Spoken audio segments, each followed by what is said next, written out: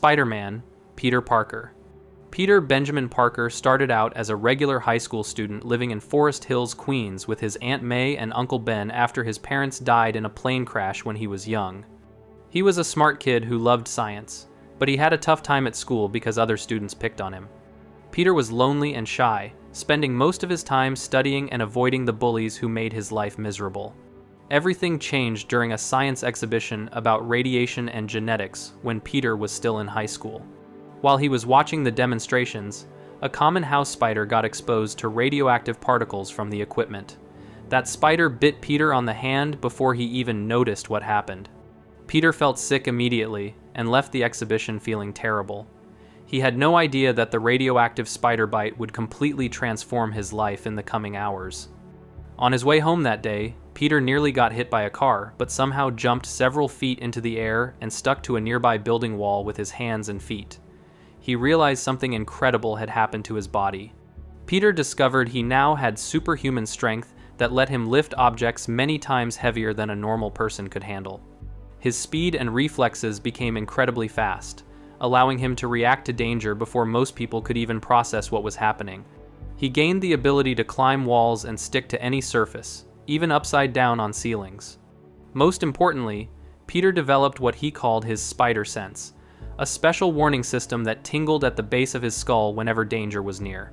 This spider sense worked like a sixth sense that could detect threats before they happened, helping Peter dodge attacks even when he was asleep or caught off guard. The spider sense could warn him about everything from a punch coming his way to someone watching him from across the street. Peter decided to test out his new powers in a wrestling match at a local competition, wearing a mask to hide his identity. He easily defeated the champion wrestler and realized he could use these abilities to make money and become famous. Peter designed a colorful red and blue costume to hide who he really was, protecting Aunt May and Uncle Ben from any attention or danger his new superhero identity might bring. He also invented special devices called web shooters that strapped to his wrists. These web shooters could spray a sticky fluid that Peter created himself in his bedroom, which turned into strong webbing when it hit the air. The webbing was strong enough to hold heavy objects and could support Peter's weight as he swung from building to building across New York City. Peter became an overnight sensation on television as the Amazing Spider-Man, and it seemed like his life was finally turning around. After one of his television appearances, Peter saw a security guard chasing a burglar through the studio building.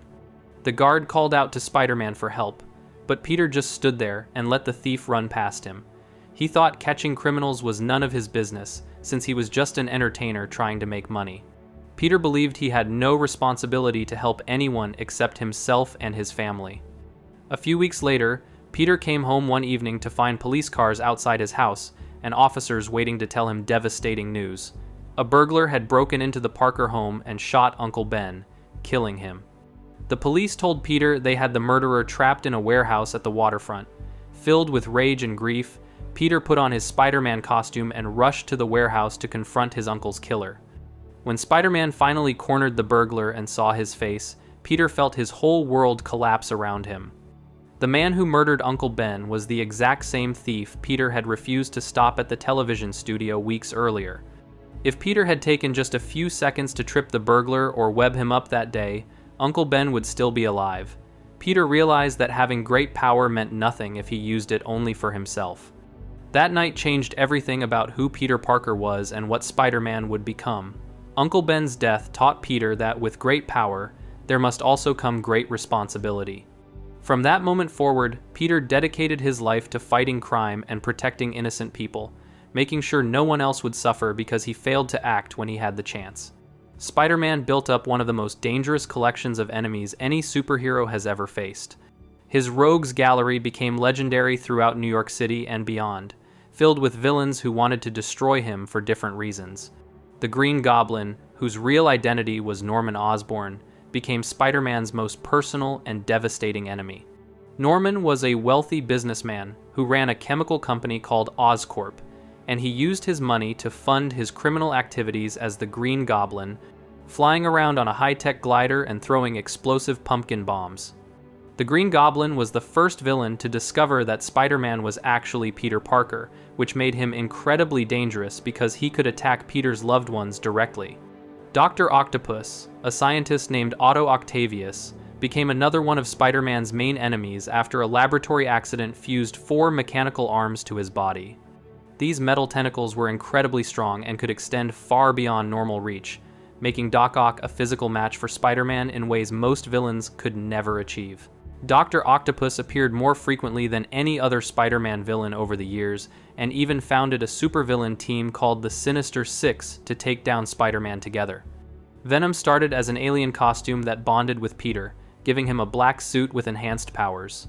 When Peter rejected the symbiote, it merged with a man named Eddie Brock, who hated Spider-Man, creating Venom. This villain had almost all of Spider-Man's powers plus the ability to fool his spider sense, making Venom one of the deadliest threats Peter ever faced. Other major enemies included Mysterio, the Master of Illusions, Electro with his electrical powers, Kraven the Hunter, who saw defeating Spider-Man as the ultimate hunt, and many more dangerous criminals. The worst tragedy Spider-Man ever faced came when the Green Goblin discovered Peter's secret identity and kidnapped his girlfriend, Gwen Stacy. Norman Osborn was going through severe mental problems at the time, remembering his identity as the Green Goblin after a period of amnesia.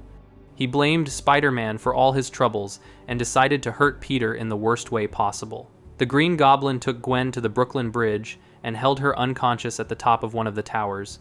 When Spider-Man arrived, he fought desperately to save Gwen, but during their battle, the Green Goblin knocked Gwen off the bridge. She fell toward the water far below, and Spider-Man shot a web strand at her legs to catch her. He thought he had saved her life when his webbing stopped her fall, but when he pulled Gwen up, he discovered she was already dead. The sudden stop from the webbing had broken her neck, and Peter blamed himself for her death.